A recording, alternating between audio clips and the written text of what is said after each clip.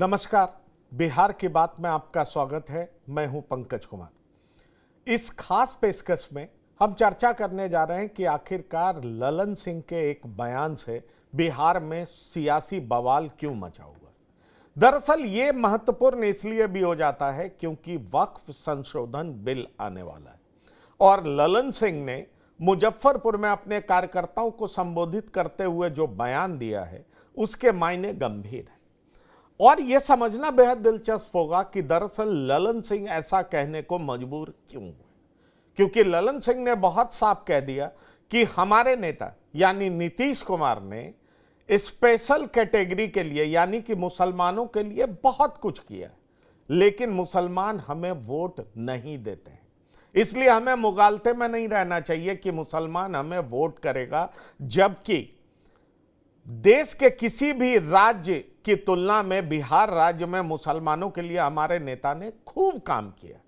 बाद में ललन सिंह ने इसका खंडन भी किया और यह बताने का प्रयास किया कि हमारे नेता वोट को देखते हुए काम नहीं करते हैं, सबके लिए काम करते हैं। पर बड़ा सवाल यह उठता है कि ललन सिंह के इस बयान से सियासी उबाल क्यों मच गया। ललन सिंह की अपनी पार्टी ही इस बयान से अपने आप को अलग कर रही है। अशोक चौधरी ललन सिंह को डिफेंड करते हुए देखे गए, लेकिन जमा खान जो कि सरकार में मंत्री हैं, जेडीयू के मंत्री हैं, वो कह रहे हैं कि नहीं, हमें मुस्लिम्स का वोट मिलता है। जबकि आरजेडी कहना शुरू कर दी है कि बीजेपी आरएसएस के गोद में बैठे हुए हैं, इसलिए आरएसएस की भाषा बोलने लगे हैं। सवाल यह है कि ललन सिंह के इस बयान की सच्चाई क्या है, क्योंकि आपको याद होगा कि लोकसभा चुनाव के ठीक कुछ दिन बाद देवेश चंद्र ठाकुर ने भी इस तरह का बयान दिया था और उन्होंने कहा था कि हम बहुत लोगों के लिए काम करते हैं, हमारे निजी संबंध है, लेकिन वोट के समय वोट नहीं देना हमें हैरान कर गया। ऐसे में बड़ा सवाल यह उठता है कि महाराष्ट्र में भारी जीत के बाद और खास तौर पर बिहार के उपचुनाव में चारों सीट पर मिले एनडीए की जीत के बाद ललन सिंह ने यह बयान क्यों दिया, और क्या जेडीयू इस बात को मान करके चल रही है कि मुस्लिम समाज आने वाले विधानसभा चुनाव में हमें वोट नहीं देगी। अगर जेडीयू में कंफ्यूजन भी है तो ललन सिंह ने इस कंफ्यूजन को दूर करने का प्रयास क्यों किया, या जेडीयू में क्या इस मसले को लेकर के दो विभाग बट गया है, दो भाग में बट गया है जेडीयू, ये भी समझना बहुत दिलचस्प होगा। तो इतिहास को भी हम खंगालेंगे, आपको हकीकत बताएंगे कि क्या मुसलमान जेडीयू को वोट करते हैं। तो आइए पहले सुनते हैं ललन सिंह ने क्या कहा, फिर हम आपको सुनाएंगे कि अशोक चौधरी क्या कुछ कह रहे हैं और फिर शुरू करेंगे चर्चा। अल्पसंख्यक समुदाय के वोट रुक नहीं देते हैं, नीतीश कुमार वोट रुक नहीं देते हैं। ये सब गलतफहमी में मत रहिएगा, मुगालते में हम लोग नहीं है कि अब देते हैं, पहले नहीं देते थे। अल्पसंख्यक समुदाय के लोग वोट नहीं देते हैं, लेकिन नीतीश कुमार जी का यह सोच है कि कोई वोट हमको दे या मत दे, हम बिहार के लोगों के लिए विकास के लिए प्रतिबद्ध हैं और इसलिए वो काम करते हैं। अल्पसंख्यक समुदाय के विकास के लिए जो नीतीश कुमार जी ने काम किया है पिछले 19 वर्षों में, आज तक के देश की आजादी के बाद बिहार के इतिहास में अपने आप में एक उदाहरण है, अपने आप में एक उदाहरण है। अब वोट ये लोग किसको देते हैं? वोट उसको देते हैं जो एक छेदाम का काम अल्पसंख्यक समुदाय के लोगों के लिए नहीं किया, उसको वोट देते हैं। नीतीश कुमार जी कहते हैं जाने दीजिए, वोट देने दीजिए जिसको देता है, हम हैं, सरकार में है, मेरा फर्ज है, मेरा दायित्व है, इसलिए हम काम करते हैं और काम करते रहेंगे। तो इसलिए नीतीश कुमार जी ने अब अति पिछड़े वर्ग के लोगों को, एक बात हम अति पिछड़े वर्ग के लोगों को सावधान करना चाहते हैं। अति पिछड़े वर्ग के लोगों को नीतीश कुमार जी ने अति पिछड़ा वर्ग समूह के रूप में तो चिन्हित करने का काम किया। अब कुछ लोग लगे हुए हैं कि फिर से अति पिछड़े वर्ग को दिग्भ्रमित करके उसको अलग अलग जात में, ये जबरदस्ती विपक्ष का बिदंगड़ा खड़ा करने का है। माननीय नेता का कहना था कि जिस तरह से माननीय नीतीश कुमार जी ने अपने 19 वर्ष के कार्यकाल में 40-50 करोड़ के बजट को 700 अल्पसंख्यक का करने का काम किया। हिंदुस्तान में बिहार पहला राज्य है जहां हज भवन में बीपीएससी और आईएएस की कोचिंग के लिए रेजिडेंशियल कोचिंग की व्यवस्था नेता ने की। इस प्रदेश में 7th पे कमीशन चालू किया मदरसों में। हर तरह से मदरसों को, अल्पसंख्यकों को बढ़ाने। माननीय नेता ने कहा न्याय के साथ विकास, पूरा बिहार मेरा परिवार। और जिस भावना से नेता ने सबका काम किया, अल्पसंख्यक उस तरह से हमारे साथ वोट में नहीं जुटते हैं। प्यार, स्नेह, आदर सब में हमारे साथ हैं, लेकिन वोट में नहीं कन्वर्ट हो पाता। हमको उस पर और काम करने की जरूरत, ये भावना थी। तो ये भावना थी। अशोक चौधरी बात को साफ करने की कोशिश कर रहे हैं और ये बताने का प्रयास कर रहे हैं कि जेडीयू ने किस तरीके से मुसलमानों के लिए काम किए। और दरअसल वो कहते हैं ना कि जब बात जुबान से निकल जाती है उसके बाद बहुत तरह की बात कहने का प्रयास होता है, लेकिन विपक्ष इसको लोक लेता है और फिर विपक्ष जिस तरीके से सत्ता पक्ष को साधने का प्रयास करता है उसका मतलब समझा जा सकता है। शकील अहमद खां हो, भाई वीरेंद्र हो, आरजेडी के तमाम लोग हों, कांग्रेस के नेता हों, ये तमाम लोग अब ललन सिंह को आड़े हाथों लेना शुरू कर दिए। सवाल यह है कि नीतीश कुमार ने इतना काम किया फिर भी क्या वाकई मुसलमान उनको वोट नहीं देता है? ये हम समझने का प्रयास करेंगे। और आखिरकार मुसलमान को क्या डेवलपमेंट से मतलब नहीं है, ये भी समझना बहुत जरूरी है, क्योंकि ये मेरे स्टेटमेंट नहीं है, बीजेपी के कुछ नेताओं के स्टेटमेंट। तो इन तमाम चीजों को समझने का हम प्रयास करेंगे। हमारे साथ जोड़ रहे हैं कुछ मेहमान जिनसे हम आपका परिचय करा दें। हमारे साथ जो मेहमान जुड़ रहे हैं, हमारे साथ डॉक्टर संजय कुमार, राजनीतिक विश्लेषक, आपका बहुत स्वागत है। हमारे साथ जीएम शाहीन साहब जुड़ रहे हैं, जेडीयू प्रवक्ता, आपका बहुत स्वागत है। हमारे साथ जयंत जिज्ञासु साहब हैं, प्रवक्ता आरजेडी हैं, आपका भी बहुत स्वागत है। शाहीन साहब, सीधा आपके पास आना चाहूँगा क्योंकि आपकी बड़ी भारी जीत हुई है। पहले तो उसके लिए बधाई, जो बिहार में आप 4 सीट जीते हैं, लेकिन साथ ही साथ ललन सिंह के इस बयान का मतलब क्या समझा जाए? जेडीयू में 2 फाड़ है, अरशद जमा खां कुछ और कह रहे हैं, ललन सिंह कुछ और कह रहे हैं। पहले भी देवेश चंद्र ठाकुर ऐसा कह चुके हैं। अगर ये सच्चाई है तो सच बोलने में दिक्कत क्या है? पंकज जी, पटना से लेकर दिल्ली तक आपको क्या लग रहा है अपोजिशन का कोई काम बचा हुआ है क्या? एक अपोजिशन कैसे जिंदा रहेगा? कुछ तो पेट में लगेगा तभी वो जिंदा रह पाएगा। हम क्या बोलते? हमने मुसलमानों का काम किया, हमने सिख का काम किया, हमने हिंदू का काम किया, तो क्या अपनी मन की इच्छा वोट मांगना, अपना हक मांगना क्या कोई पाप है? एक सिंपल सीधी बात पंकज जी मैं आपसे कर रहा हूं। आप देखिए, अभी जो है संसद चल रहा है और अभी कामकाज करने के बदले इन लोगों ने देखिए क्या मामला, क्या मसाला इन लोगों ने उठाया हुआ है। ये जो बेकार की बात है, कोई भी नेता जब वो किसी क्षेत्र में जाता है वो सबों के लिए काम करता है और सबों से वोट मांगता है। और क्यों ना मांगे? अगर हम लोग मुसलमान के लिए भी काम करते, हिंदू के लिए काम करते, सिखों के लिए काम करते, और हमें बताए भाई आपके लिए भी ललन जी बोले कि हम सबके लिए काम करें, तो आप भी जरा वोट दे दीजिए। इसमें कौन सा पाप हो गया पंकज जी? पंकज साहब मेरे को बताइए, कौन से आर्टिकल के तहत आप हमें जो है सजा सुना रहे हैं? कौन सा दफा है ये? कौन सा सेक्शन है ये? और आप मुझे इनसे एक बात पूछिए, जो लोग साथी बैठे हुए वहां पे, जमान खान मुसलमान है, कैबिनेट मंत्री है, तो मुसलमान तो सबसे ज्यादा हमारे पास बैठे। ये आरजेडी और कांग्रेस के गले में क्यों नहीं पड़ रहा? इनको क्या दर्द हो रहा है? शाहीन साहब, एक सवाल मैं सीधा पूछना चाहता हूं आपसे। मैं कोई पॉलिटिकल आदमी नहीं, पर एक सवाल मैं पूछना चाहता हूं और मुझे लगता है ये सच बोलने में कोई दिक्कत भी नहीं होनी चाहिए। मैं ये एक्सेप्ट करता हूं और आपके नेता भी कह रहे हैं कि पहले 3-4 हजार रुपया मदरसा के शिक्षकों को मिलता था, अब 7वें वेतनमान के तहत उनको सैलरी मिल रहा है। लेकिन आप मुगालते में मत रहिए, वो आपको वोट नहीं करते हैं। अगर वोट नहीं करते हैं, और आपके 2 नेता बोल चुके हैं, पहले देवेश चंद्र ठाकुर बोल चुके हैं और अब ललन सिंह बोल रहे हैं, तो नहीं, क्यों ललन वोट सिंह का नहीं करते एक- हैं? क्या वोट इसलिए नहीं करते हैं कि जब आप पंकज बीजेपी जी, के साथ जाते हैं आप इसलिए वोट नहीं करते हैं? जबरदस्ती ललन साहब के मुंह पे बात मत डालिए, सीधी बात है भाई। हम सिख के लिए काम करेंगे तो बोलेंगे कि भाई हम आपके लिए काम करते हैं, जरा वोट भी दीजिए। इसमें क्या प्रॉब्लम है? ये लोग भी चाहते हैं, ये लोग भी हर हर धर्म के लोगों के पास जाते हैं वोट मांगने, अपनी बात रखते हैं। तो हमने बात रखी तो इसमें बवाल कहां से मच गया?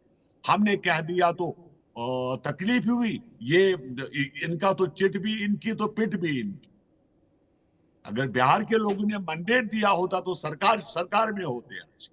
कम से कम कुछ बुद्धि तो, कुछ दिमाग तो रखे ये लोग। इससे कोई ये जो राजनीति जो डिवाइड करने की कोशिश कर रहे हैं ये लोग, मुसलमान को दूर, और मुसलमान जानता है, बिहार का मुसलमान, कि हमारे लिए कौन सी सरकार अच्छी है। आज बिहार सुरक्षित है तो जनता दल यूनाइटेड और एनडीए सरकार की वजह से, नहीं तो बिहार में गुंडा राज, और ना हिंदू सुरक्षित था तो ना मुसलमान सुरक्षित। मेरे साथ जयंत जिज्ञासु हैं। जयंत जिज्ञासु, आपका स्वागत है। देखिए, शाहीन साहब कह रहे हैं कि ये बेमतलब की बात उठाई जा रही है, लेकिन जो मैं ललन सिंह की बात को परसीव कर रहा हूं, समझ पा रहा हूं, वो सीधे तरीके से ये कहना चाहते हैं कि जेडीयू को मुसलमान वोट नहीं करता।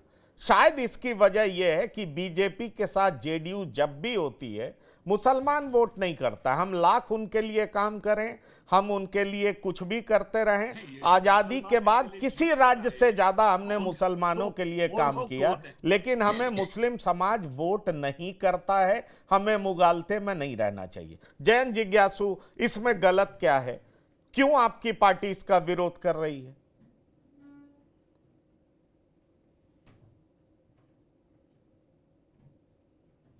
जयंत जी, आपसे सवाल है। जी, अब मेरी आवाज आ रही है? हाँ, बिल्कुल आ रही है, बहुत अच्छी आ रही। गालिब का एक शेर है कि यह फितना आदमी की खाना वीरानी को क्या कम है, हुए तुम दोस्त जिसके दुश्मन उसका आसमां क्यों हो।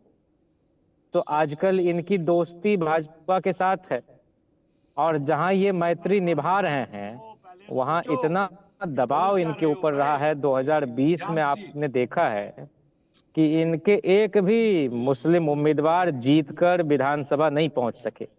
बाद में तो बीएसपी को मिला लिया इन्होंने, जमा खान को, अलग बात है, लेकिन इनकी पार्टी के पास पर्याप्त एमएलसी उस वक्त थे। लेकिन चाहे वो खालिद अनवर हों, गुलाम रसूल बलियावी हों, सलमान रागी हों, तनवीर अख्तर भी उस वक्त जीवित थे, कमर आलम हों, एक को मंत्री नहीं बनाया। और आज जो ललन सिंह जी मुंह से कह रहे हैं वो मौन रूप में उसी समय प्रकट हो गया था कि इन लोगों ने पूरी तरह से भारतीय जनता पार्टी के सामने सरेंडर कर दिया। जैसे भाजपा तो कह के किसी को नहीं देती, मुस्लिम को तो चुनाव ही नहीं लड़ाती, एक मुसलमान को उम्मीदवार नहीं बनाया लोकसभा के चुनाव में। उत्तर प्रदेश जैसे बड़े सूबे में भी वही हाल विधानसभा के चुनाव में। तो इनका तो पूरा का पूरा रंग उतरा हुआ है। और नीतीश कुमार, गांधी, लोहिया, जेपी की बात करते हैं, वो बिहार के ताने बाने को किस कदर छिन्न भिन्न करा रहे हैं। ललन सिंह कोई साधारण सदस्य होते जनता दल यूनाइटेड के तो समझ में आता, बहुत लोगों के मन में जहर होता। पर वो तो राष्ट्रीय अध्यक्ष रहे उस पार्टी के। आपने भी तो दो ही टिकट दिया ना। 18% आबादी वाले, 18% आबादी जिस समाज की हो, आपने भी तो 2 टिकट देकर के कोरम ही पूरा किया ना जयंत जिज्ञासु जी। आपने कौन सा उनके अनुपात के हिसाब से जिसकी बात आप करते हैं उस हिसाब से तो आपने भी टिकट नहीं दिया। एक सिंबॉलिकली आपने 2 जगह से खड़ा कर दिया। ये आरोप तो आप पे भी है कि आप डरा करके वोट लेते हैं उनसे। एक होता है पूरी तरह से एक बड़े कौम के वजूद को ही नकार देना, और हम लोगों का इतिहास रहा है शुरू से। मैं उसकी तफसील में नहीं जाना चाहता, लेकिन आप जान रहे हैं कि राज्यसभा में भी जहां हमारे पास बहुत विकल्प नहीं होता, वहां भी इसके पहले अशफाक करीम को हम लोगों ने भेजा, अभी हाल में फयाज साहब को भेजा। विधान परिषद में भी अब्दुल बारी सिद्दीकी जी हैं, सीजन्ड लीडर हैं, वो फैसल अली हैं, कारी सुहेब हैं। आप देखिए ना, ये कोई लोकल बॉडी से चुन के आए हुए लोग नहीं, जिनको पार्टी भेजती है, जिनको वोट एमएलए करते हैं और तब वो वहां आपको नजर आते हैं। 2015 के चुनाव में जब हम लोगों ने टिकट वितरण किया लालू प्रसाद जी ने, तो सबसे ज्यादा 24 उम्मीदवार मुसलमानों की तरफ से हमने बनाए, जिनमें 12 जीते और फिर एक बाई इलेक्शन, 13 एमएलए। और आज की तारीख में भी सबसे ज्यादा मुसलमान विधायक राष्ट्रीय जनता दल की ओर से हैं। हम हमेशा ये मानते हैं कि चूंकि हमने उनको महफूज रखने का काम किया, जो बिल्कुल बुनियादी बात है किसी भी समाज में, चाहे वो लोकतांत्रिक समाज हो, राजशाही हो, चाहे जिस तरह का भी व्यवस्था हो, हर जनसाधारण को अपनी जिंदगी को चलिए, जीने ठीक का है, हक है। ठीक है। और उनकी हम हिस्सेदारी आते हो। हैं, राष्ट्रीय जनता दल हमेशा इस पर गौरव करता है कि सभी समाज का वोट उनको मिलता है।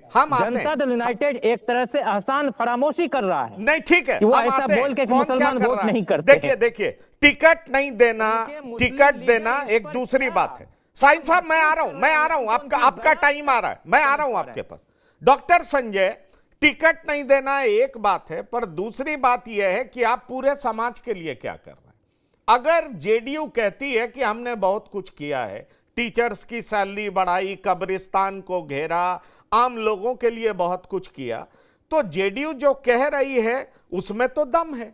दूसरी बड़ी बात यह है कि अगर हम आरजेडी को भी देखें कि आरजेडी कहती है मुस्लिम के रहनुमा है। रहनुमा इसलिए है क्योंकि फियर फैक्टर है, जिस वजह से मुस्लिम जो है आरजेडी की तरफ भागती है। उसको लगता है कि हमें आरजेडी के तरफ ही जाना चाहिए, क्योंकि जेडीयू बीजेपी के साथ चली गई है। क्योंकि जेडीयू जब आरजेडी के साथ रहती है तब तो मुस्लिम वोट करते हैं जेडीयू को। आखिरकार ये है क्या, हकीकत है क्या, सच्चाई है क्या? और जब कोई नेता बोल देता है तो इतना बवाल क्यों, बवंडर क्यों?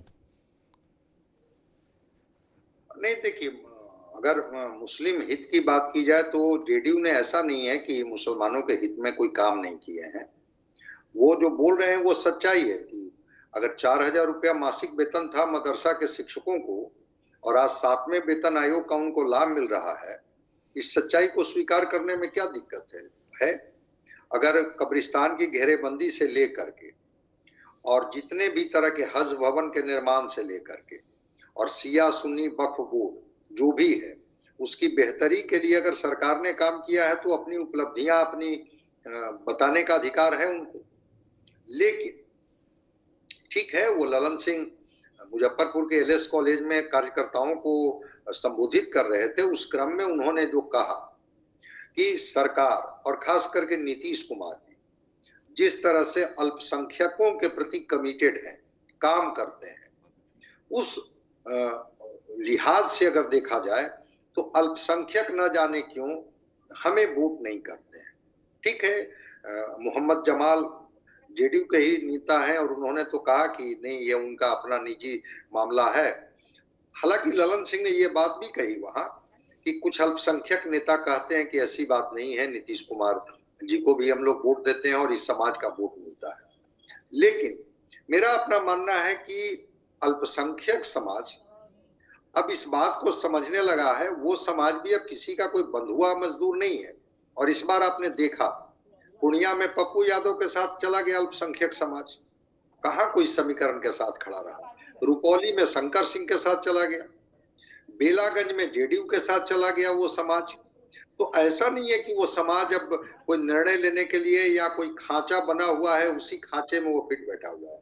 देखिए, इसकी पृष्ठभूमि, इसकी पटकथा लिखी गई थी जब चीजें हुई थी कि जब लाल कृष्ण आडवाणी जी के रथ को लालू प्रसाद जी ने रोका था और एक बड़े रहनुमा के तौर पर वो उभरे थे और उस समय एक ध्रुवीकरण का लाभ उनको मिला था और उस समीकरण को हम लोग माई समीकरण में देखते हैं।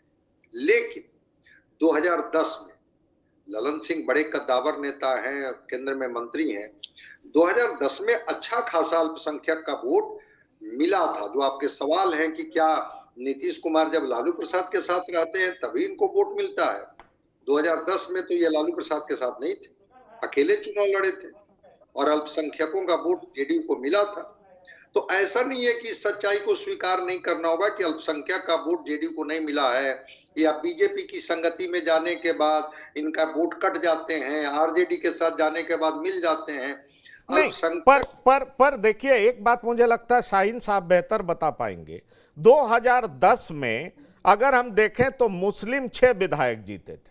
अगर हम मुसलमान की बात करें तो 2015 में जेडीयू से 5 विधायक जीते थे। 2020 में 1 विधायक भी नहीं जीता। वजह क्या है? क्या आपको नहीं लगता कि आप बीजेपी के साथ जाते हैं इसलिए मुसलमान आपको बड़ी संख्या में, बड़ी तादाद में, जिस तरह से आपके नेता ललन सिंह कह रहे हैं कि हम जितना काम करते हैं उस अनुपात में हमें वोट नहीं मिलता, अशोक चौधरी कह रहे हैं, क्या यही वजह है जिस वजह से वोट नहीं मिलता है? ऐसा आप मानते हैं? पंकज जी, देखिए पंकज जी, क्या होता है कि जब भी हम लोग इलेक्शन लड़ते हैं तो 3 चीजें रहती हैं। एक, आपका कैंडिडेट कौन है, उसका फेस क्या है। सेकंड, आपकी पार्टी कौन सी है। थर्ड ये रहता है कि आपका निशान क्या है आपका। आप जानते हो कि 2-3 चीजें हमारे साथ हुई कि जैसे थोड़ा सा एक आध इशू भी पीछे हमारा सिंबल को लेकर रहा, ये भी एक बड़ा इशू रहता है। एंड सेकंड की हो सकता है कि कैंडिडेट्स को चुनने में या उनको मैंडेट देने से चूक हुई हो या हमने सही कैंडिडेटों को नहीं उतारा हो। ये हर एक पार्टी का हाल है। ऐसा नहीं है कि हमसे किसी के साथ भी, कांग्रेस हो आरजेडी हो किसी। तो जहां तक आलम साहब भी हमारी पार्टी से रहे या इससे पहले एमपी भी रहे और इस वक्त जो है जमान खान साहब भी है, ठीक है।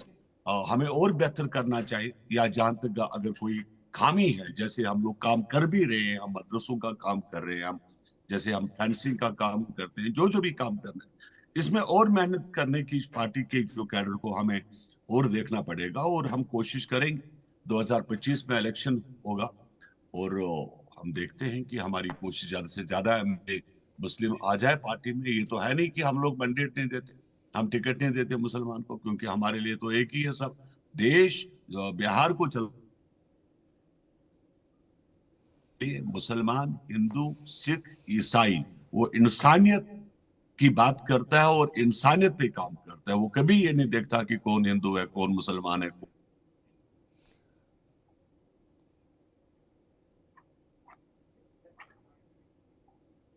आपकी आवाज बीच में रुक जा रही है, मुझे लग रहा है कुछ नेटवर्क का इशू है शाहीन साहब।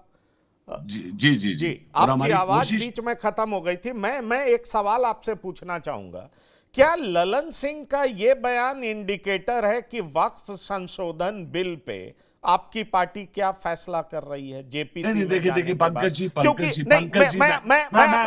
अपना सवाल पूरा कर लूं। अरशद मदनी पटना पहुंच करके सीधे तौर पे आपको धमकी दे रहे हैं कि नीतीश कुमार फैसला कर लें वो किसके साथ है, ऐसे छुप करके रहेंगे तो हम लोग उनके साथ नहीं रहेंगे। बड़ा साफ साफ बात कर रहे हैं अरशद मदनी। सुनिए जी, ये जो हमारे बाएं साइड जो साथी बैठे हुए हैं, इनका तो क्या कहना, मैं तो हाथ जोड़। जब ललन जी हमारी पार्टी के वाइस प्रेसिडेंट रहा करते थे तो इन लोगों ने एक बहुत बड़ा, क्योंकि काम दाम नहीं है, सरकार में है नहीं ये लोग, तो इन्होंने क्या किया, एक रूमर पूरे देश के अंदर चला कि देखिए भाई ये जो ललन जी जो है वो बयान नहीं दे रहे हैं क्योंकि वो बीजेपी को सपोर्ट करते हैं, वो अंदर से जो है बीजेपी के आ। और उसके बाद ललन जी को आना पड़ा। मैं 2 साल पहले की मैं बात कर रहा हूँ।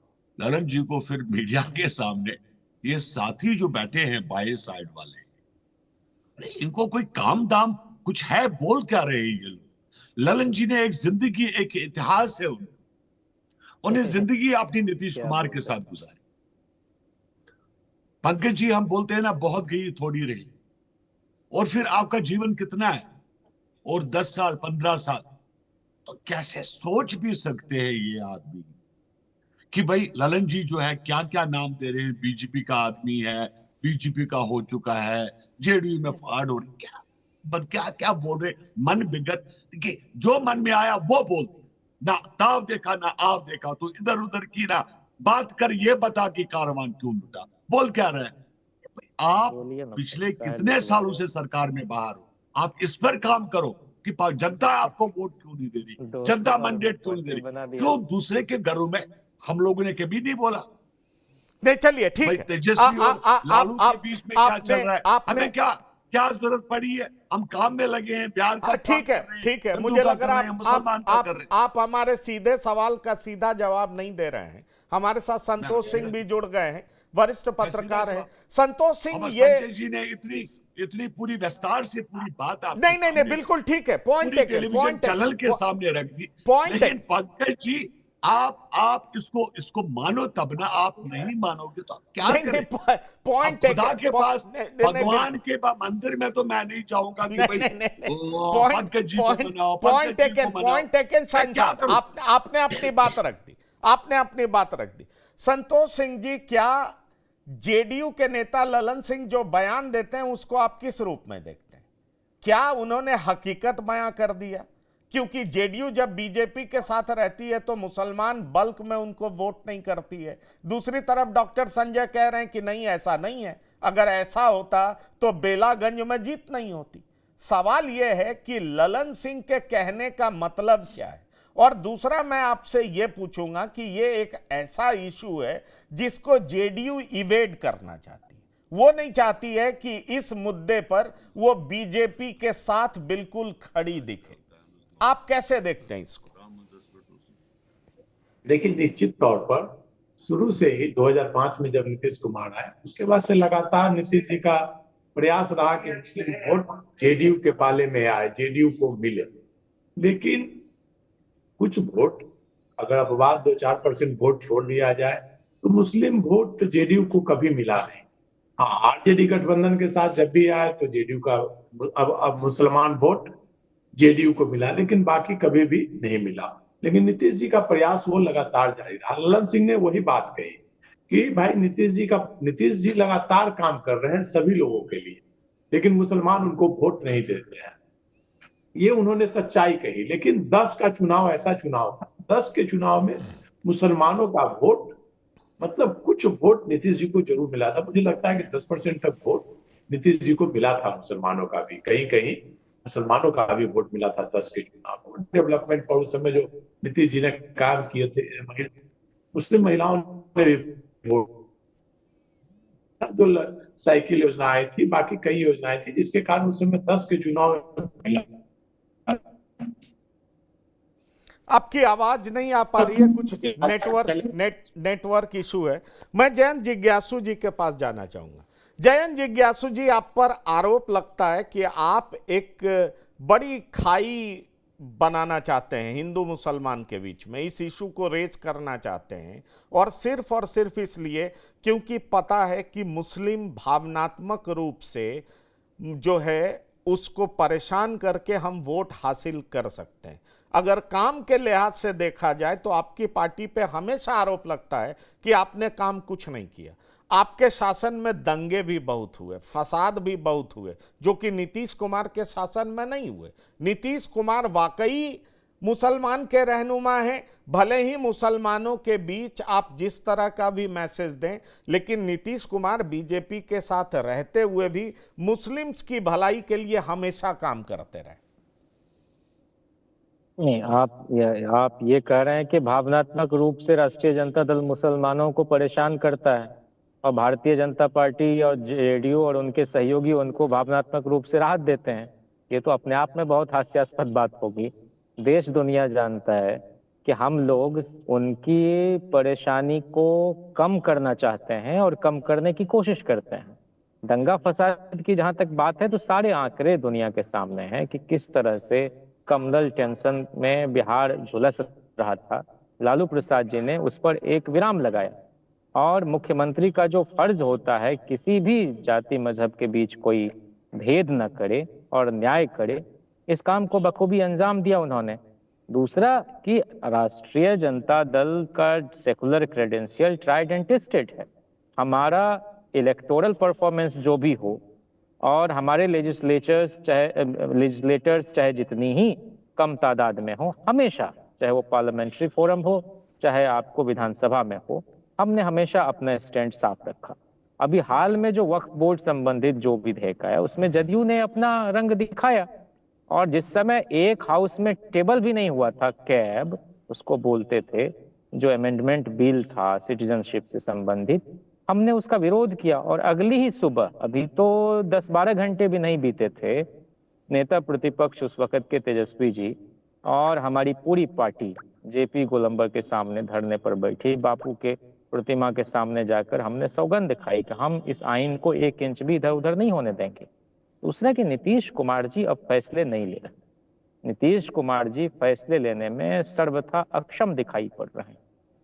हम कोई और बात इधर उधर की नहीं करना चाहते, लेकिन इतना तय है कि नीतीश कुमार जी की जो सियासी परवरिश हुई है, बार बार हम सब लोग इस बात को कहते हैं कि समाजवादी घराने में उनकी ट्रेनिंग हुई, लेकिन ललन सिंह जी या तो अपनी कुंठा का सार्वजनिक प्रदर्शन कर रहे हैं एक मजहब विशेष के प्रति जो उनकी धारणा है और भावना है, या फिर नीतीश कुमार जी उनसे ऐसा बयान दिलवा रहे हैं, या नीतीश कुमार जी का कोई नियंत्रण नहीं है अपनी पार्टी के नेताओं के ऊपर।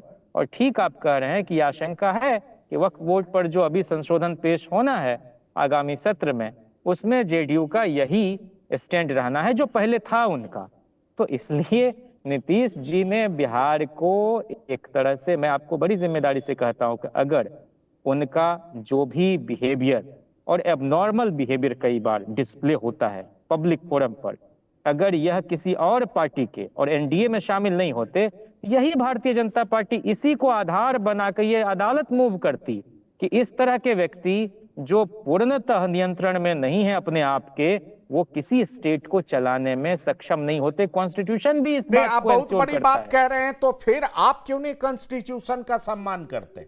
आप क्यों नहीं कॉन्स्टिट्यूशनल रिस्पॉन्सिबिलिटी निभाते हैं? आप खुद कह रहे हैं, आप कह रहे हैं एबनॉर्मल बिहेवियर, आप कह रहे हैं कि अनसाउंड माइंड का व्यक्ति कॉन्स्टिट्यूशनल पोस्ट पे नहीं रह सकता, तो फिर आरजेडी अपनी जिम्मेदारी से क्यों भाग रही? ऐसी क्या मजबूरी है? आरजेडी तो आप कोर्ट क्यों नहीं जाते हैं? नहीं, मैं आपसे ये पूछ रहा हूं क्योंकि ये देखिए, ये एक बड़ा स्टेटमेंट है। या तो आप इसका प्रूफ दीजिए, या आप ऑन करिए, या आप बताइए आप क्यों नहीं जाते हैं। ये तो आपको तीनों में कुछ ना कुछ एक तो करना पड़ेगा।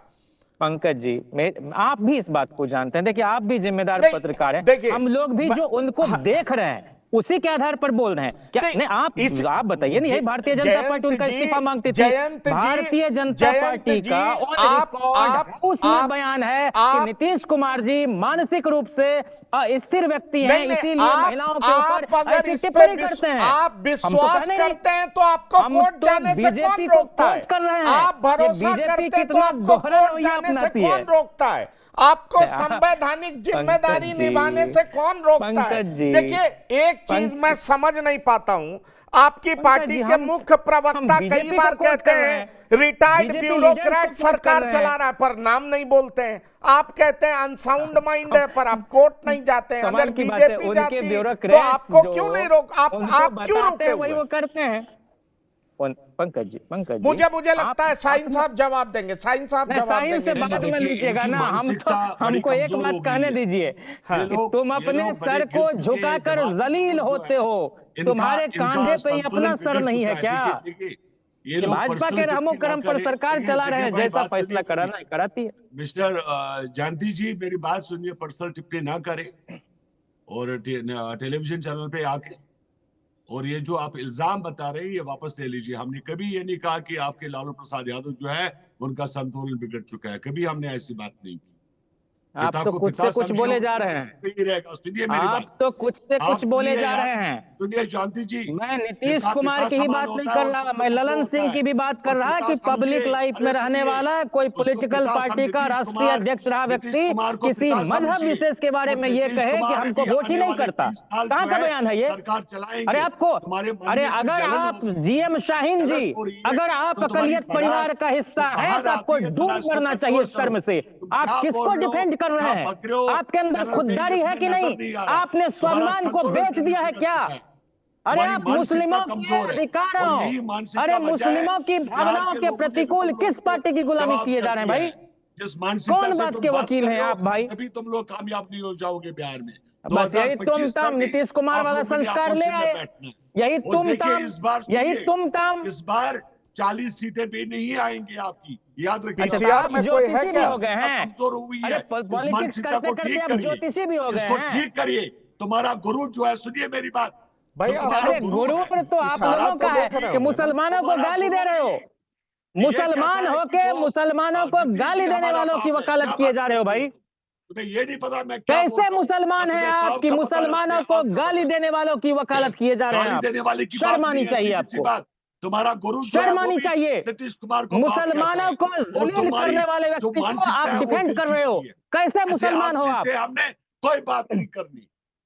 मुसलमानों को तुम्हारी जलील करने वाले कमजोरी, व्यक्ति सुनिए को मेरी बात, डिफेंड करने तुम्हारा वाले दिमागी आदमी कैसे संतुलन जो है मुसलमान है वो आप? कम हो मुझे- चुका है। मुझे तो इस बात पर मुसलमान हैरत करते है, हो, मुसलमान मुझे तो तुम्हें इस बात पर जानता हैरत भी है है। कि जो मुसलमान ललन पैदा सिंह किया मुसलमान को कि गाली आप देते हैं उनको आप जैसे डिफेंड करने के लिए बैठे हो। मुसलमान को आपको तुमने रिजाइन कर देना गोली चाहिए चलाने जेडीयू के से। लिए इस्तेमाल किया, और मैं अपील गुंडाराज करता करने हूं के लिए इस्तेमाल जनता किया। दल यूनाइटेड के जितने भी मुस्लिम मुसलमान को विधान तुमने पार्षद गुमराह हैं और किया, बाकी नेता हैं, बिहार के अंदर उनको उसको अब डाकू बनाया, पुनर्विचार करना चाहिए चोर कि इस पार्टी में रहना ये है या काम नहीं किया रहना है। आप लोगों ने। शर्म देखिए आनी चाहिए फिर तुम लोगों फिर को। फिर फिर हम लोगों जैन जी मुझे लगता है ये कम्युनल डिमांड है, मुझे लगता है ये कम्युनल डिमांड है। मुझे फिर एक समुदाय विशेष को लेकर के डॉक्टर संजय काम की बात कर रहे हैं। हाँ। पंकज जी, राबड़ी देवी जी मुख्यमंत्री थी तो मुस्लिम छात्र छात्राओं के लिए छात्रावास की व्यवस्था उन्होंने जब की तो यह अटल बिहारी वाजपेयी की सरकार थी, बोलते थे यहाँ आईएसआई के एजेंट तैयार होते हैं। नहीं चलिए, इस तरह का नहीं बयान और जनता दल यूनाइटेड उस सरकार में शामिल था। आप जो बात कह रहे हैं वो मुझे हमने कि उस सबको योजना को छोड़ देना चालू रखा। चाहिए। डॉक्टर संजय क्या 4 विधानसभा क्षेत्रों के परिणाम से ये बाहर निकल रहा है कि मुस्लिम वोटों का बंटवारा हो रहा है? आरजेडी डर रही है, घबरा रही है? क्या ये भी वजह है आरजेडी जिस तरीके से तूल दे रही है? इसका मतलब क्या निकाला जाए? नहीं, देखिए, हम उसको उस रूप में नहीं देखते हैं। 2020 के विधानसभा चुनाव में आइए, जेडीयू ने 11 मुस्लिम प्रत्याशियों को मैदान में उतारा था, लेकिन कोई भी उनके प्रत्याशी नहीं जीत सके। वहीं 2015 के चुनाव में जेडीयू के टिकट पर 5 मुस्लिम विधायकों ने जीत हासिल की थी। 2010 का देख लीजिए आंकड़ा। तो स्वाभाविक है कि एक पीड़ा होगी, और वो पीड़ा व्यक्त करने का लोकतंत्र में किसी भी सरकार को अधिकार है। भाई ठीक है, आप हमें वोट मत कीजिए, लेकिन जो आपके ही स्वजातीय प्रत्याशी हैं, आप ही के जो जुड़े हुए प्रत्याशी हैं, उनको तो जितानी चाहिए थी। जेडीयू ने तो टिकट उनको दिया, लेकिन वो जीत करके नहीं आए। तो इस बात को लेकर के ललन सिंह ने कहा कि लगता है कि जिस तरह से सरकार काम करती है उनके हितों के लिए, कोई भेदभाव नहीं करती, और करना भी चाहिए। लेकिन उसके बाद भी अगर आपको ये भ्रम है, मुगालते में आप हैं कि उस समुदाय का आपको वोट मिलता है, तो ये वोट नहीं मिलता है। आपको शिकायत करने का अधिकार है लोकतंत्र में, लोकतंत्र में इसकी इजाजत है। जैसे सब लोगों को वो शिकायत करने का अधिकार होता है कि इनका वोट हमें नहीं मिलता है, इनका वोट हमें मिलता है। ललन सिंह अगर शिकायत कर दिए तो कौन सी बड़ी चीज हो गई? उन्होंने भी एक शिकायती लहजा में कहा। हालांकि जेडीयू के लीडर आए और उन्होंने कहा कि नहीं, ऐसा नहीं है, परसेंटेज कम हो सकता है, लेकिन अल्पसंख्यकों का वोट मिलता है। और मैं तो बता रहा हूं ना कि 2010 में इनको वोट मिला है। 2015 में मैं बता रहा हूं कि 24 मुस्लिम विधायक हुए थे, 2010 में 19 थे, 2005 में 16 थे। तो इस तरह से संख्या फिर 20 में आकर के वही स्थिति हो गई, 19 ही रह गए। तो ये संख्या घटते बढ़ते रहती है। लेकिन अगर जेडीयू के कोई मुस्लिम उम्मीदवार नहीं जीत रहे हैं, जेडीयू को ऐसा लगता है कि शायद अगर उनका वोट हमें मिलता तो हमारी ताकत और बढ़ जाती, जबकि हम योजनाएं जो लेकर के जाते हैं उसमें हम कोई कमी, कोई भेदभाव नहीं करते हैं। और एक सच्चाई को तो स्वीकार करना होगा, नीतीश कुमार जी पर कोई आरोप कम्युनलिज्म का नहीं लगा सकता है। उस मामले में वो आदमी बिल्कुल एक स्टैंड लेने वाले आदमी है। वो गठबंधन रहे, गठबंधन टूट जाए, लेकिन वो एक स्टैंड के साथ चलने वाले आदमी है। तो पीड़ा व्यक्त करने का अधिकार है। अब उस पीड़ा की सफाई तो उनके लोग देंगे जो उनको वोट देते हैं या वोट नहीं देते हैं। अगर नहीं वोट देते हैं तो उनकी पीड़ा जायज है। अगर वोट देते हैं तो वो कहेंगे कि नहीं, आप हकीकत से परिचित नहीं है, आपकी शिकायत जो है वो गलत है। देख लीजिए, विधानसभा वाइज निकाल करके देख लीजिए कि अल्पसंख्यक समाज का वोट आपको मिलता है कि नहीं मिलता है। नहीं, ठीक है, पर एक चीज हमने ये भी देखा, मैं आ रहा हूं जैन जी, आ रहा हूं आपके पास, मैं आऊंगा पर बहुत बहुत समुचित टाइम दूंगा। संतोष जी ये बताइए कि क्या आपको लग रहा है कि ये वक्फ संशोधन बिल पे भी जेडीयू फंस रही है, जेडीयू डिसाइड नहीं कर पा रही है कि आखिरकार इसको लेकर के स्टैंड क्या लेना है? क्योंकि हमने देखा कि जो लोकसभा में ललन सिंह ने स्टैंड लिया था, बाद में उसको लेकर के जेडीयू में ही तकरार दिखा था, जेडीयू अलग अलग भाषा में बात कर रही थी और जेपीसी में ले जाने की वजह ही यही बताई गई थी। आखिरकार इस मसले पर कहीं ना कहीं जेडीयू में कंफ्यूजन है, जेडीयू सोच नहीं पा रही है कि क्या साफ स्टैंड लिया जाए। अनम्यूट करिए, अनम्यूट करिए। जनता दल यू बिहार में इस समय दो खेमे में बटा हुआ है। एक खेमा भाजपा का समर्थक है जो चाहता है कि भाई भाजपा के साथ रहे, अल्पसंख्यक वोट तो मिलता नहीं है इसलिए उसके साथ जाने से कोई फायदा नहीं है, भाजपा की लाइन पर चलिए और जब भी हम लोग भाजपा के साथ रहे तो सफलता मिलते रही है। दूसरा खेमा जो चाहता है कि नहीं आरजेडी के साथ जाए, तो इस बात को लेकर के, और ललन सिंह अभी केंद्र में मंत्री है, तो मंत्री है तो जो भी बिल आएगा उसका तो समर्थन करना स्वाभाविक है उनका। ललन सिंह जी का जो भी मंत्री केंद्र में रहेगा राज्य में, तो अपवाद कभी छोड़ दिया जाए तो ज्यादातर मंत्री जो भी बिल आते हैं तो उन तक उसका समर्थन ही करते हैं। हालांकि नीतीश जी तो हमेशा से शुरू से भाजपा सरकार से है, तब हमेशा क्लियर लाइन उनका रहा है कि भाई नहीं, इसे हम उस लाइन पे नहीं जाएंगे। इसीलिए common minimum programme Vajpayee ji के समय बना था और अभी भी इस समय नीतीश जी अगर निर्णय लेने की स्थिति में होंगे तो निश्चित निर्णय लेंगे। भाजपा के समर्थक माने जाते हैं और उनकी विचारधारा उधर से जाती है, इसलिए अभी कुछ कहना मुश्किल। चलिए ठीक है, अभी कुछ कहना मुश्किल है, लेकिन जेडीयू में कंफ्यूजन जरूर है। साइंस आप कुछ कहना चाह रहे हैं? मैं आ रहा हूं जैन जी आपके पास। देखिए आप, मैं चाहूंगा अरशद मदनी पटना पहुंच करके आपको धमका रहे हैं, उस पे आपका क्या बयान है? वो कह रहे हैं नीतीश कुमार अपना स्टैंड क्लियर करें, नहीं तो नीतीश कुमार को विधानसभा चुनाव में हम जवाब देंगे। पंकज जी, मैं संतोष जी के सवाल का जवाब देता हूं कि हम लोग, ऐसा तो है नहीं कि हम आज बीजेपी के साथ हैं, हम लोग वाजपेयी के टाइम पर भी बीजेपी के साथ थे। हर एक पार्टी की अपनी अपनी लाइन जरूर होती है, बीजेपी की अपनी लाइन है, हमारी we are the part of NDA government, और जरूर जाहिर सी बात है हमारी अपनी लाइन। जब भी कोई बिल आती है पार्लियामेंट के अंदर, और उसके बाद हमारा भी विचार होता है आपस में, हमें जो सही लगता है हम उस हिसाब से करते हैं। बिकॉज पार्टी बीजेपी हो या जेडीयू, सब लोगों की अपनी अपनी लाइन, उसमें कोई शक वाली बात नहीं है। तो ये बात कहना गलत है। इससे पहले भी काफी सारे बिल्स आए थे, जैसे 370 पे हम लोगों ने समर्थन नहीं किया था, हमने वॉकआउट किया था। तो ठीक है, कल को जो बिल आएगी वो पार्टी क्या निर्णय लेगी उसके साथ ही हम लोगों का भी जो रिप्लाई होगा होगा। रही बात आपके हर सवाल का जवाब मैं ये बता रहा हूं कि इलेक्शन हो या ना हो, देश के मुसलमान जो अपने बिहार के मुसलमान जो भी लोग हैं, हम पहले भी काम करते रहे, आगे भी करते रहेंगे और वो हमारे साथ रहेंगे, जरूर रहेंगे। जिनका भला होगा क्यों नहीं रहेंगे, वो किसी भी धर्म से किसी भी मजहब से हुआ। बिकॉज मैंने कहा कि नीतीश कुमार हर एक के लिए काम, वो ऐसा नहीं है कि वो सिख के लिए नहीं सोचते, ठीक है, हिंदू के लिए नहीं सोचते। आपने अपनी बात कह दी, बिल्कुल ठीक है, ठीक है। जैन जिज्ञासु, क्या आपको लग रहा है कि जेडीयू स्टैंड नहीं ले पा रही है? नहीं, जेडीयू ने पूरी तरह से एक सरेंडर कर दिया है खुद को, और मुख्यमंत्री के विशेषाधिकार पर भी दबाव है किसी का, और यह उनके फैसलों से रिफ्लेक्ट होता है।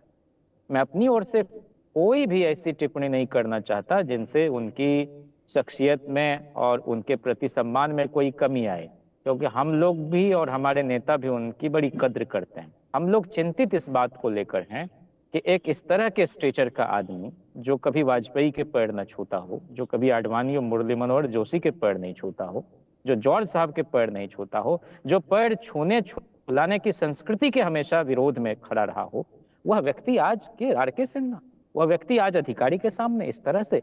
तो ये जो हालत है, हम तो सिर्फ दुआ करते हैं वो पूरी तरह से स्वस्थ हों और अपने फैसले लेने में सक्षम हों, उनको कोई मैनिपुलेट न करने पाए। लेकिन आप ही बताइए ना, अभी हमारे बहुत सम्माननीय हैं, आप कह रहे थे संजय जी ही कि ये अगर वोट देते हैं तो आपको साबित करना चाहिए और आपको बताना चाहिए कि नहीं, आप गलत बयानी कर रहे हैं, हम लोगों ने वोट किया है। अरे भाई, ये हमेशा मुसलमानों को क्यों साबित करना अपनी वफादारी और अपना समर्थन किसी के प्रति?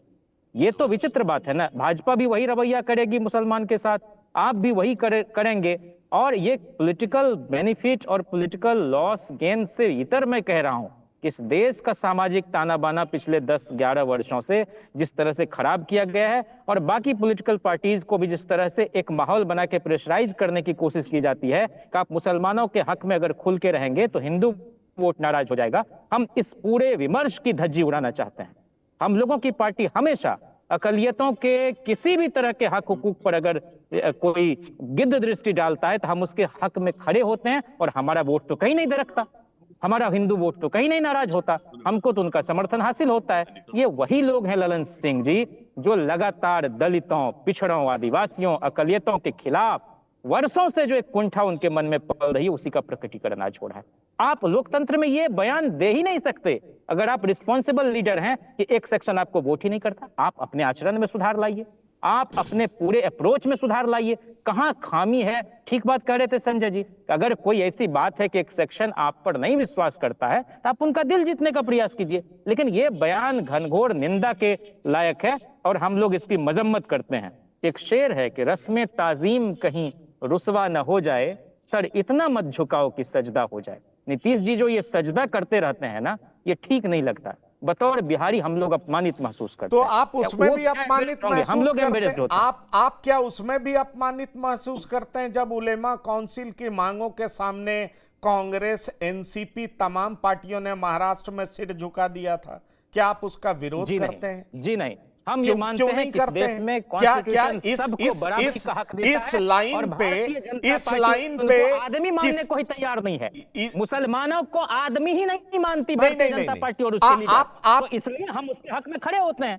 ये उलेमा और ये तमाम जो भी रिलीजियस ऑर्गेनाइजेशंस हैं या एजुकेशनल इंस्टीट्यूशंस को खड़ा करने वाले लोग हैं, वक्फ की जमीन को हथियाने वाले कौन लोग, और उल्टा मुसलमानों को ही आप जो है एक कल्प्रिट करार देंगे, तो हम इसके खिलाफ।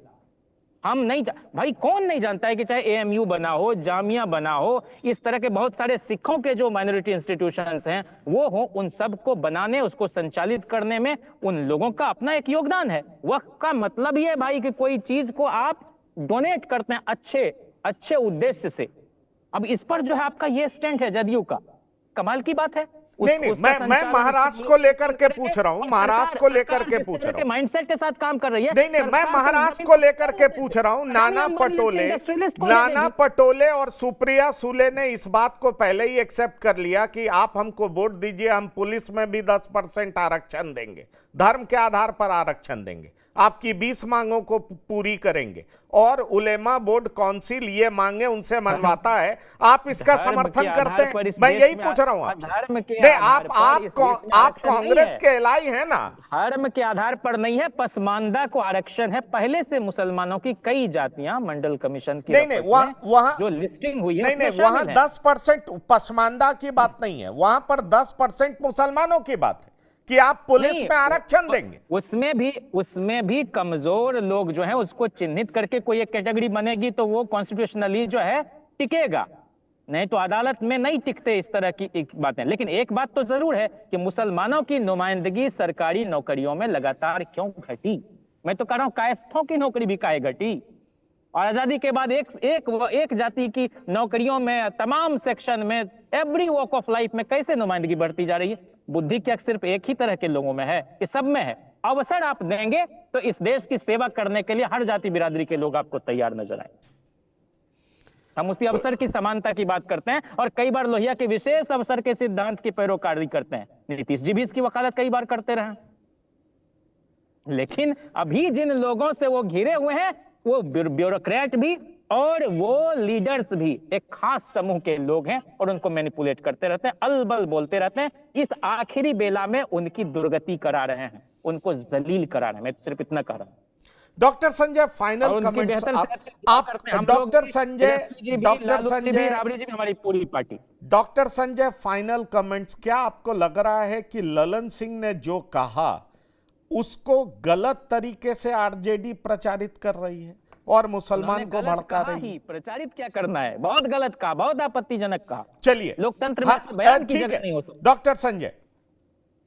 देखिए, आरजेडी को तो मौका मिलना चाहिए, वो तो इतना प्रचारित कर देंगे कि वो आप कल्पना नहीं कर सकते हैं। लेकिन ललन सिंह सार्वजनिक मंच से बोलेंगे तो सार्वजनिक मंच पर ललन सिंह को भी थोड़ा संतुलित रहना चाहिए। और संतुलित रहने, चूंकि बतौर वो केंद्र में मंत्री है, ठीक है, किनका वोट आपको मिलता है, किनका वोट आपको नहीं मिलता है, वो एक अलग पार्ट है। लेकिन आप इस तरह से आप कार्यकर्ताओं को संबोधित कर रहे हैं और मंच से अगर आप इस तरह से कह रहे हैं ये बात, ठीक है, वोट नहीं दे सकता है, लेकिन इसका ये मतलब थोड़े है कि आप उन पर भरोसा नहीं रखेंगे। परिस्थितियां होती हैं और परिस्थितियां बदलते रहती है। मुस्लिम समाज कल तक किसके साथ खड़ा था? कांग्रेस के साथ। लालू प्रसाद जी को वोट नहीं देती थी वो मुस्लिम समाज।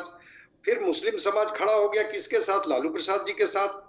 2010 में हमने देखा है अच्छा खासा वोट मिला, नीतीश कुमार जी को मिला, जो अकलियत के लोग थे इनके साथ खड़े हैं। तो परिस्थितियां बदलते रहती है। बदलती हुई परिस्थितियों में संतुलित तो आपको रहना पड़ेगा। संतुलन अगर आप खोएंगे तो इसके घाटे होंगे। और भाई आरजेडी तो इस मौके का पूरा फायदा उठाएगी, पूरा अटैक करेगी आप पर। देखिए ये क्या बोल रहे हैं। ठीक है, ठीक है। संतोष सिंह जी, आपसे पूछना चाहूंगा, क्या आपको जेडीयू में क्लियर कट डिवीजन दिख रहा है? आपको दिख रहा है कि ललन सिंह, अशोक चौधरी एक तरफ हैं और ललन सिंह के बयान के विरोध में जमा खान और बाकी पार्टी के लोग अपने आप को इस बयान से बिल्कुल किनारा कर ले रहे हैं? कहीं ना कहीं आपको यह दिखाई पड़ रहा है कि जो डिवीजन है वो बड़ा शार्प होता जा रहा है कि किधर जाना है, आखिरकार बीजेपी के पक्ष में जाना है या विरोध में जाना है? देखिए, मैंने बताया ना आपको कि जेडीयू दो खेमे में बटा हुआ है और इस तरह की बयानबाजी अभी कुछ दिन पहले अशोक चौधरी ने बोला था कि भूमिहार लोग के लिए नीतीश जी काम करते हैं, भूमिहार ने जहानाबाद में वोट नहीं दिया। अभी ललन सिंह बोले, तो इस तरह के बयानबाजी चलती रहेगी। जब दो खेमा होगा, नीतीश जी, पहले नीतीश जी का एक छत्र राज चलता था, जो नीतीश जी चाहते थे वही होता था। अब संजय झा हैं, विजय चौधरी हैं, अशोक चौधरी हैं, ललन सिंह है, तो गुटबाजी बहुत ज्यादा है। तो उसमें एक दूसरे को काटने के लिए इस तरह का बयानबाजी चलते रहेगा। अभी जेडीयू में कुछ दिन बाद पता चलेगा कि अपर कास्ट का वोट अब जेडीयू को नहीं मिलेगा, प्रशांत किशोर वोट काट रहे हैं। जिस तरह से पिछले बार हुआ था कि चिराग पासवान ने वोट काट दिया था, तो ये बयानबाजी अब जेडीयू में चलता रहेगा।